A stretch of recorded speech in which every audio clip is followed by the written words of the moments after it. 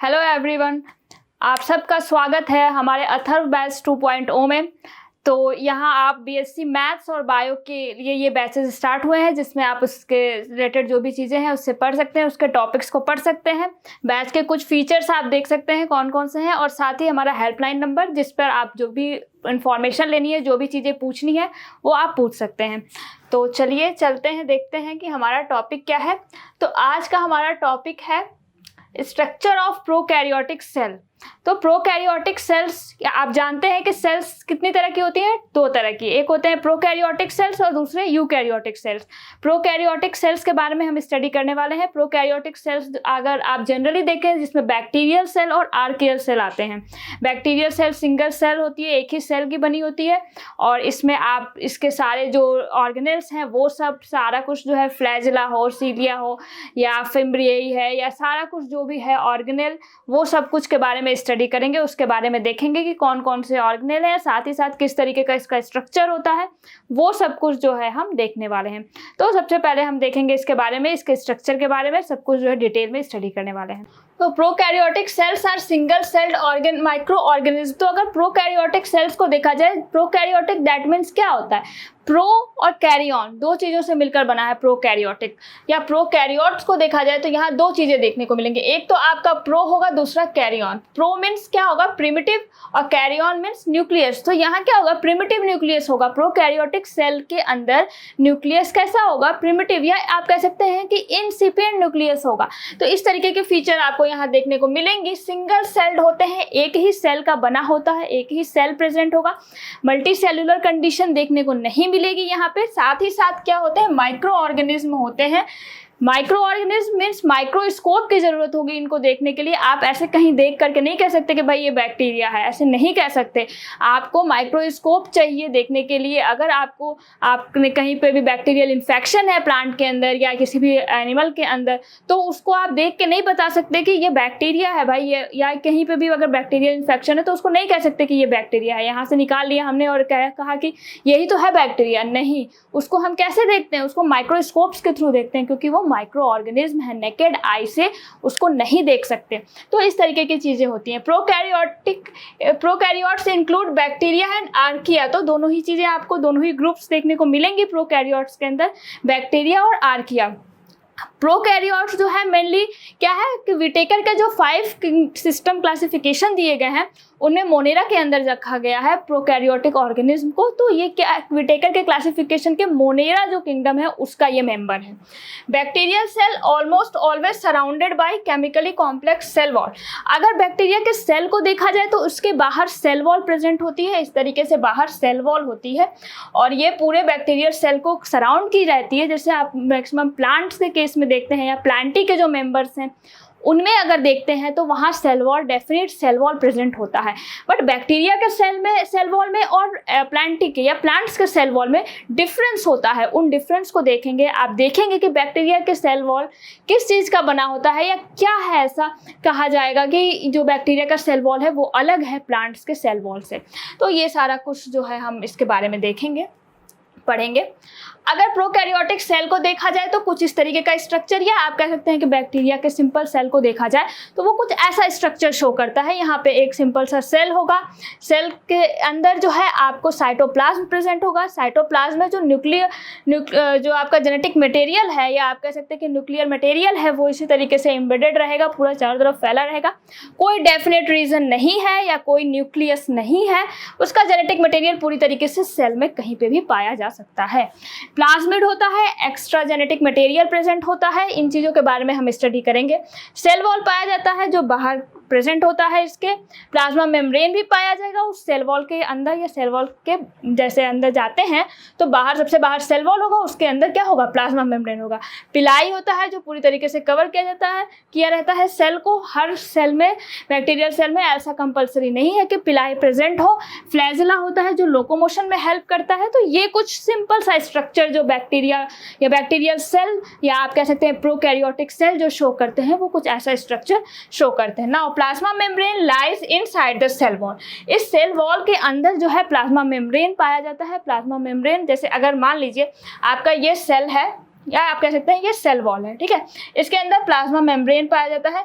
Plasma membrane जो होता है वो क्या होता है, लिविंग इन नेचर होता है। तो ये प्लाज्मा मेम्ब्रेन कौन से मॉलिक्यूल्स को अंदर एंटर करना है, किसको ले जाना है कि नहीं ले जाना है, कैसे जाएगा, ये सारा कुछ जो है ये प्लाज्मा मेम्ब्रेन जो है वो क्या करता है, इसको बताता है, या यही जो है एक तरह से कह सकते हैं कि एंट्री के लिए रिस्पॉन्सिबल होता है, मॉलिक्यूल्स को अंदर ले आने के लिए रिस्पॉन्सिबल होता है, ठीक है। तो अब चलते हैं, हम देखते हैं कैरेक्टरिस्टिक्स ऑफ प्रोकैरियोटिक सेल। तो जो प्रोकैरियोटिक सेल्स हैं जो आपके, उनके कैसा कैरेक्टर शो करते हैं, किस तरीके का कैरेक्टर शो करते हैं, क्या क्या चीज़ें उनके अंदर पाई जाती हैं, उसको एक बार हम जनरल वे में देख लेते हैं। जैसे दे लैक न्यूक्लियर मेम्ब्रेन, तो अगर देखा जाए तो न्यूक्लियस के बाहर न्यूक्लियस होता है। आप जानते हैं कि यूकैरियोटिक सेल में डेफिनेट न्यूक्लियस होता है। डेफिनेट न्यूक्लियस मीन्स कि आपका यू और कैरियन, आप जानते हैं यू प्लस कैरियन, ये दो चीज़ों से मिल करके बना है यूकैरियोटिक।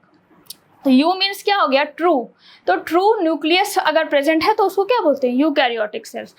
तो यहाँ जो है न्यूक्लियस के बाहर न्यूक्लियर मेम्ब्रेन प्रेजेंट होगा, डेफिनेट न्यूक्लियस प्रेजेंट होगा, जबकि प्रोकैरियोटिक सेल्स में न्यूक्लियस के बाहर या जेनेटिक मटेरियल के बाहर इस तरीके का न्यूक्लियर मेम्ब्रेन कंप्लीटली एब्सेंट होता है, ऐसा कुछ देखने को नहीं मिलता है।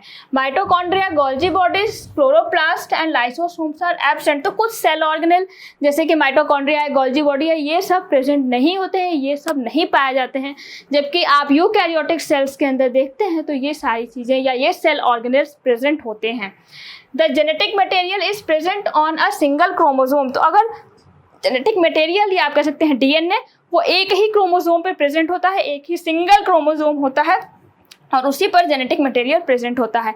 जेनेटिक मटेरियल या डीएनए कह सकते हैं, मीन्स क्या है कि क्रोमोसोम ही होता है जो कि आपका पेरेंट से जो आपका डीएनए है या जेनेटिक मटेरियल है उसको एक जनरेशन से दूसरे जनरेशन तक ले जाता है। तो इस तरीके से एक ही क्रोमोसोम पे वो डीएनए या वो जेनेटिक मटेरियल देखने को मिलेगा।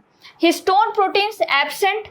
जो डीएनए होता है मेनली आप क्रोमोसोम्स को अगर देखा जाए तो वहाँ पे हिस्टोन प्रोटीन्स पाए जाते हैं। ये प्रोटीन्स जो है एग्रीगेटेड होते हैं, साथ में प्रेजेंट होते हैं, और इस तरीके का प्रोटीन या हिस्टोन प्रोटीन प्रोकैरियोटिक सेल में कम्प्लीटली एब्सेंट होता है। तो ये कुछ आपके कैरेक्टर देख रहे हैं। और भी कुछ कैरेक्टर देख लेते हैं क्या क्या है।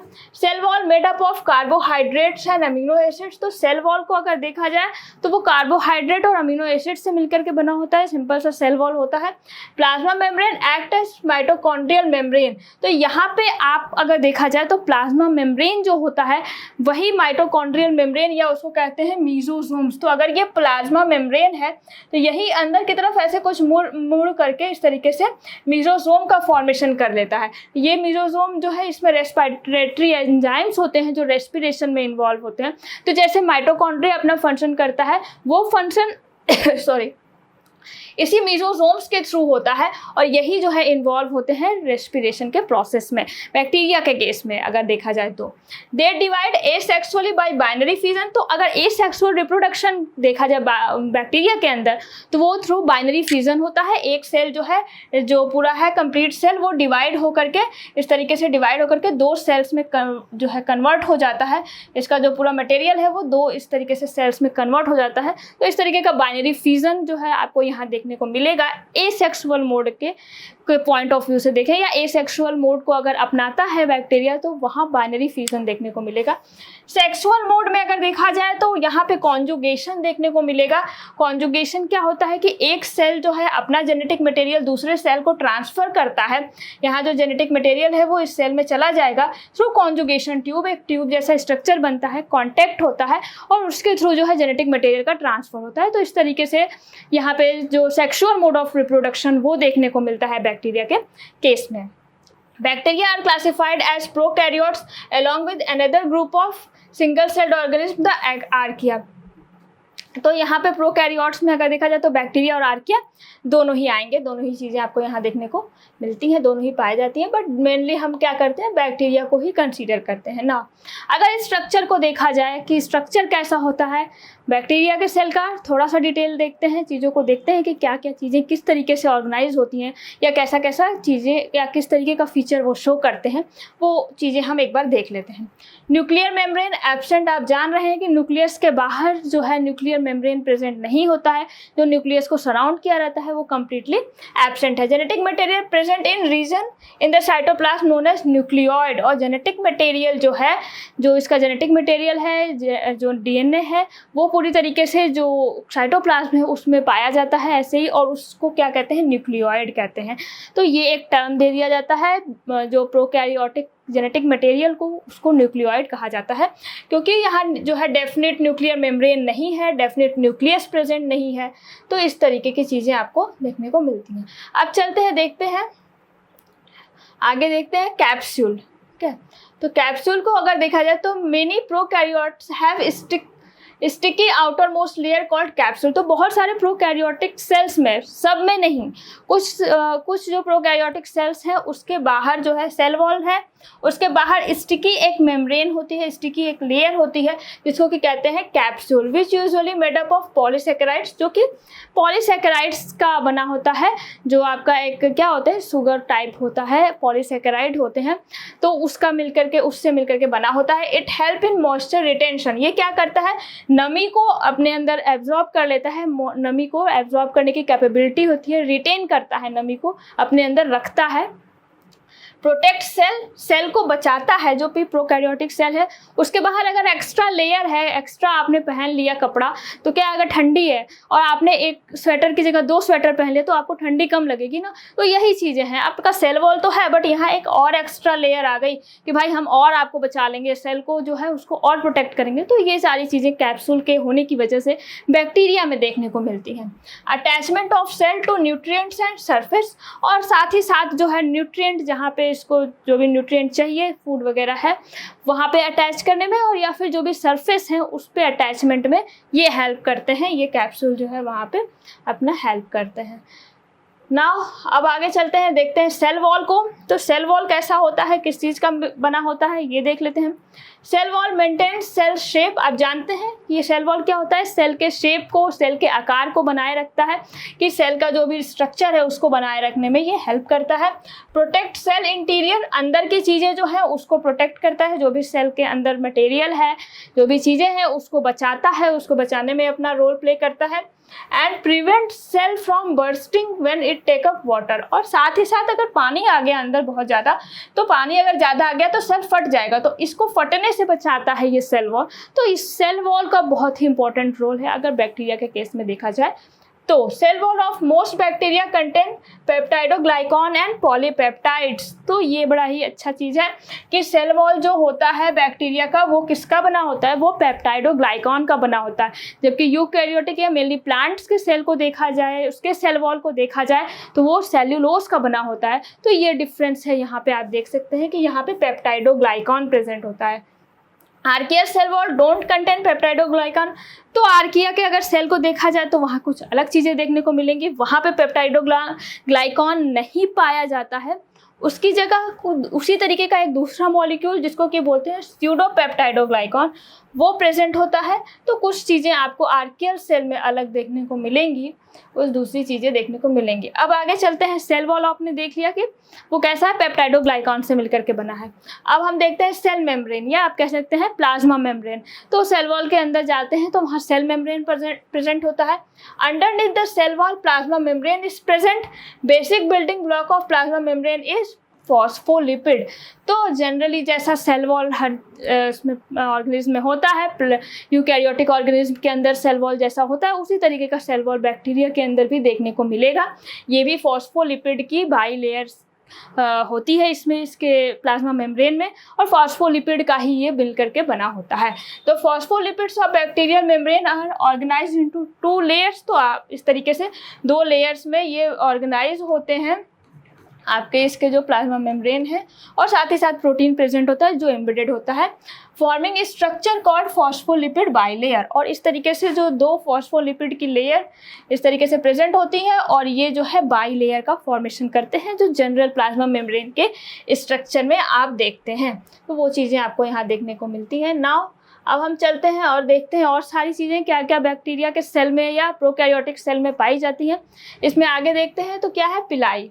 पिलाई क्या होता है, हेयर लाइक स्ट्रक्चर होते हैं, hair like outgrowths that attach to surface of outer bacterial cell. तो ये हेयर लाइक स्ट्रक्चर बाल जैसे पूरे सेल के बाहर प्रेजेंट होते हैं, इस तरीके से पूरा सेल के बाहर लगे होते हैं। इस तरीके से perform different function like sex pilus involving conjugation, और इस तरीके से पूरा बहुत सारे फंक्शन ये जो है पिलाई, या जिसको कि अगर एक को देखा जाए तो उसको बोलते हैं पाइलस। तो इस तरीके से बहुत सारे प्रेजेंट होते हैं, और कुछ पर्टिकुलर जो है जैसे कॉन्जुगेशन के प्रोसेस में आपका वहाँ पे इन्वॉल्व होते हैं, तो और भी बहुत सारा फंक्शन ये करते हैं। इस तरीके से पूरे सरफेस पे प्रेजेंट होते हैं, ये पाए जाते हैं हेयर लाइक स्ट्रक्चर। अब आगे देखते हैं क्या है फ्लैजेला। फ्लैजेला जो होते हैं लॉन्ग स्ट्रक्चर होता है, लंबा सा स्ट्रक्चर होता है। अगर सेल को देखें तो इस तरीके से लंबा सा स्ट्रक्चर होता है, एक हो सकता है, दो हो सकता है, डेफिनेट नंबर होते हैं, साइज में लंबे होते हैं, हेयर लाइक स्ट्रक्चर ही होते हैं बट ये साइज में लंबे होते हैं, और एक ही मतलब एक नहीं कह सकते, नंबर कम होता है इनका, और इस तरीके से दो भी हो सकते हैं। इस तरीके से ये प्रेजेंट होते हैं। मेन फंक्शन इनका क्या है? मेन फंक्शन है लोकोमोशन, मूवमेंट में। बैक्टीरिया का जो सेल है या प्रोकैरियोटिक जो सेल है उसको एक जगह से दूसरी जगह मूव कराने में ये अपना रोल प्ले करते हैं। Wipe like that help in locomotion of cell. Now ribosomes present होते हैं बैक्टीरिया के सेल में, इन्वॉल्व इन प्रोटीन सिंथेसिस। आप जानते हैं कि राइबोसोम्स क्या होते हैं? प्रोटीन सिंथेसिस में इन्वॉल्व होते हैं। यहाँ प्रोकैरियोट्स में 70S राइबोसोम पाया जाएगा। यूकैरियोटिक सेल में क्या होता है? वहाँ 80S राइबोसोम प्रेजेंट होता है, बट यहाँ आपको 70S राइबोसोम पाया जाता है। तो ये प्रोटीन सिंथेसिस, जो DNA से क्या बनता है? RNA से प्रोटीन बनता है, तो प्रोटीन की सिंथेसिस में जो है ये इन्वॉल्व होते हैं आपके राइबोसोम्स। अब देखते हैं क्रोमोसोम एंड प्लाज्मिड। अब जो है आपने ये चीज़ें देख ली कि ये चीज़ें सेल में दिख रही हैं। अब क्या है? क्रोमोसोम, या आप कह सकते हैं जो जेनेटिक मटेरियल है, साथ ही साथ प्लाज्मिड भी है। ऐसा एक और चीज़ जो यहाँ देखने को मिल रहा है जो बड़ा ही अलग चीज़ है, वो है प्लाज्मिड भी है जिसमें जेनेटिक मटेरियल भी पाया जा रहा है, तो इसके बारे में भी देख लेते हैं। Most prokaryotes have single circular chromosome. अगर ज़्यादातर केस में प्रोकैरियोटिक ऑर्गेनिज्म को देखा जाए तो वहाँ पे सिंगल एक ही सर्कुलर क्रोमोसोम प्रेजेंट होगा, इस तरीके से पाया जाता है। And the single copy of their genetic material, तो एक ही कॉपी है, एक ही जेनेटिक मटेरियल सिंगल प्रेजेंट होता है यहाँ पे। Chromosome of prokaryote is found a part of cytoplasm called nucleoid. तो ये आप जान रहे हैं कि ये जो है साइटोप्लाज्म में ऐसे ही प्रेजेंट होता है क्रोमोसोम। यहाँ कहीं भी डेफिनेट न्यूक्लियर मेम्ब्रेन प्रेजेंट नहीं होती है, न्यूक्लियस है ही नहीं, और इस तरीके से जो प्रेजेंट होता है ऐसे ही साइटोप्लाज्म में प्रेजेंट होता है, उसको क्या कहते हैं? न्यूक्लियोइड कहते हैं। तो इस तरीके की चीज़ें आपको यहाँ पे प्रोकैरियोटिक सेल्स में देखने को मिलेंगी। अब चलते हैं आगे, देखते हैं in addition to chromosomes many prokaryotes have plasmid. तो बहुत सारे प्रोकैरियोटिक सेल में प्लाज्मिड भी प्रेजेंट होता है, जो एक्स्ट्रा जेनेटिक मटेरियल होता है आपका न्यूक्लियोइड, या आप कह सकते हैं कि जो जेनेटिक मटेरियल है क्रोमोसोम है वो तो प्रेजेंट है ही, साथ में और भी एक्स्ट्रा जेनेटिक मटेरियल प्रेजेंट है, which are small ring of double stranded extra chromosome, जो कि छोटे होते हैं और रिंग में होते हैं, डबल स्ट्रैंडेड होते हैं, 2 स्ट्रैंड से मिलकर के बने होते हैं इस तरीके से आउटसाइड द क्रोमोसोम DNA। ठीक है, तो इस तरीके से जो है डबल स्ट्रैंड में प्रेजेंट होते हैं। ये प्लाज्मिड मेनली अगर आप देखें तो जेनेटिक इंजीनियरिंग है, या आप कह सकते हैं एज अ वेक्टर यूज़ किए जाते हैं। एक प्लांट से दूसरे प्लांट तक जेनेटिक मटेरियल को ट्रांसफ़र करने में ये प्लाज्मिड अपना बहुत इंपॉर्टेंट रोल प्ले करते हैं। तो इस प्लाज्मिड का बहुत इंपॉर्टेंट रोल है आप जेनेटिक इंजीनियरिंग के फील्ड में अगर देखें तो। अगर बैक्टीरियल सेल को, एक स्ट्रक्चर को एक बार हम देख लेते हैं, कैसा स्ट्रक्चर है उसको एक बार ऐसे ही देख लेते हैं। सबसे पहले चीज़ों को देखते हैं, तो इसमें सबसे बाहर अगर देखा जाए तो सेल वॉल प्रेजेंट है, इस तरीके से सबसे बाहर कैप्सूल प्रेजेंट है। ठीक है, तो कैप्सूल है, उसके अंदर सेल वॉल है, फिर प्लाज्मा मेम्ब्रेन है, इस तरीके से ये चीज़ें हैं। साथ ही साथ यहाँ पे ये क्या है? पिलाई है, इसके बाहर प्रेजेंट है, जो कि क्या है? पूरे सरफेस को कवर किया हुआ है। 1, 2 जितने भी हैं, फ्लैजेला है जो कि लोकोमोशन में या मूवमेंट में बैक्टीरियल सेल को एक जगह से दूसरी जगह ले जाने में अपना रोल प्ले करते हैं। साइटोप्लाज्म है, इस तरीके से प्रेजेंट है, जो सेल के अंदर पाया जा रहा है। इसमें जो जेनेटिक मटेरियल है वो इसी तरीके से प्रेजेंट है, जिसको क्या बोलते हैं? न्यूक्लियोइड बोलते हैं। इस तरीके से पूरा सेल में एम्बेडेड रहता है, कोई डेफिनेट न्यूक्लियर मेम्ब्रेन दिख नहीं रहा है आपको। यहाँ पे सिंपल से जो क्रोमोसोम है, जेनेटिक मटेरियल, वो दिख रहा है। राइबोसोम्स दिखाई दे रहे हैं, ढेर सारे राइबोसोम्स जो कि प्रोटीन सिंथेसिस में अपना रोल प्ले करते हैं। मीजोजोम जो है, जो कि आप जानते हैं कि इसमें रेस्पिरेटरी पिगमेंट्स होते हैं जो कि रेस्पिरेशन में इन्वॉल्व होते हैं, वो दिखाई दे रहा है, जो कि क्या है कि प्लाज्मा मेम्ब्रेन ही क्या होता है कि अंदर की तरफ इस तरीके से मुड़ जाता है और ऐसे कुछ जो है स्ट्रक्चर का फॉर्मेशन करता है। और इसके साथ ही आप क्या देख सकते हैं कि प्लाज्मिड जो है एक्स्ट्रा जेनेटिक मटेरियल। तो ये सारा कुछ जो है एक सिंपल से प्रोकैरियोटिक सेल का स्ट्रक्चर जो कि आप देख पा रहे हैं, और ये सारी चीज़ें आपको यहाँ देखने को मिलती हैं। तो ये आपने देखा कि कैसा प्रोकैरियोटिक सेल होता है, किस तरीके का उसका स्ट्रक्चर होता है। तो ये सारा कुछ आपने स्टडी किया। तो आज के लिए बस इतना ही। Thank you so much. आप सबका बहुत बहुत धन्यवाद।